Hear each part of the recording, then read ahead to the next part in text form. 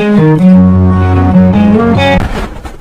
students, here we are in our first class of physics in flux, and today what we are going to discuss, this is the most important thing. While starting the syllabus, we know how deep it is. जंग लड़ने से पहले हम लोगों को क्या set करना पड़ेगा? मैदान सेट करना पड़ेगा. We are going to plot the set to start the journey. So सबसे पहली चीज है सिलेबस ओवरव्यू. और ये सिलेबस कैसी है? बहुत ही आसान है. This year's syllabus is mainly about feeling. Class syllabus में क्या था? मास. हम लोगों को कोई चीज भारी या कोई चीज हल्का लग सकता था, पर यहाँ पे होगा एक एलिमेंट जिसको हम लोग क्या बोलेंगे?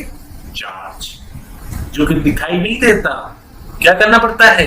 फील करना पड़ता है. तो फील करो चार्ज को, और ठीक है बारे में हम लोग पूरा पढ़ लेंगे इन क्लास 12 सिलेबस.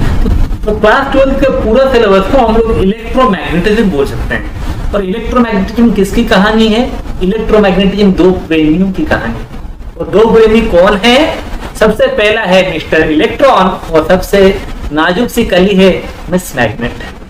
तो आप लोगों के सामने यहां पर हैं मिस्टर इलेक्ट्रॉन और उनके साथ नाजुक सी कली मिस मैग्नेट. और ये पूरे सेकेंडरी में हम लोग पढ़ेंगे इन दोनों के बीच में खिला हुआ वो गुलाब. तो मिस्टर इलेक्ट्रॉन और मिस मैग्नेट की प्रेम गाथा शुरू होने वाली है बच्चों. और इसको हम लोग दो हिस्सों में डिवाइड करते हैं. सबसे पहला चीज, जब मिस्टर इलेक्ट्रॉन रेस्ट कर रहे थे, यानी मिस्टर इलेक्ट्रॉन को कोई काम नहीं था, बेकार बैठा था इंसान, तो मिस्टर इलेक्ट्रॉन ने जब रेस्ट, और उस चैप्टर का नाम है इलेक्ट्रोस्टैटिक्स. दूसरा चैप्टर, जहां पर मिस्टर इलेक्ट्रॉन को ये होश आया है कि हाँ मुझे भागना है, जिंदगी एक दौड़ है, यहाँ पे भागना तो पड़ता ही है.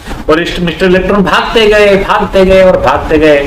तो दूसरा पार्ट आ जाएगा electrodynamics.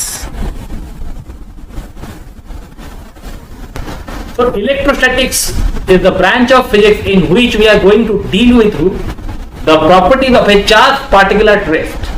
And electrodynamics is the branch of physics in which we are going to study a particle in which charges are in motion.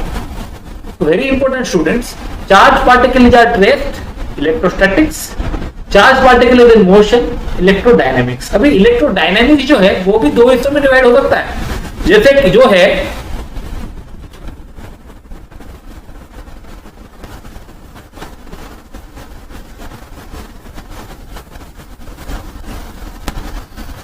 One is accelerated motion of charges, जहां पे एक्सिलरेशन है, charge कुछ acceleration के साथ भाग रहा है. And the second one is the non accelerated motion of charges. तो नॉन एक्सिलरेटेड मोशन में कौन सा आएगा? Current electricity. सबसे basic current electricity is coming under the part non accelerated motion of the charge. While the electromagnetic induction, waves, these are coming under the accelerated motion of the charge. This is the next chapter you are going to follow, optics. और यहां पे हम लोग पता लगाएंगे सबसे बड़ा दोगला ऑब्जेक्ट कौन है, दोगला मैटर कौन है. वो है light. Light has two properties, one is particle property and one is wave property. तो यहां पे हम लोग ऑप्टिक्स के दो हिस्सों में पढ़ेंगे. एक होगा रे ऑप्टिक्स और दूसरा होगा वेव ऑप्टिक्स. अच्छा तो बच्चों, ये दोगले लाइट के बारे में पढ़ने के बाद हम लोग उसका इस राज का खुलासा करने चलेंगे. और उसका खुलासा करने के लिए जिस ब्रांच ऑफ फिजिक्स जिम्मेदार है, उस ब्रांच ऑफ फिजिक्स को बोला जाता है मॉडर्न फिजिक्स. तो मॉडर्न फिजिक्स में मेनली हम लोग 4 चैप्टर्स के बारे में पढ़ेंगे. और वो चैप्टर्स हैं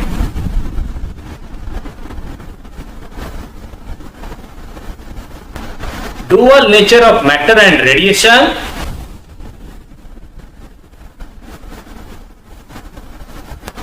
एटॉम, न्यूक्ली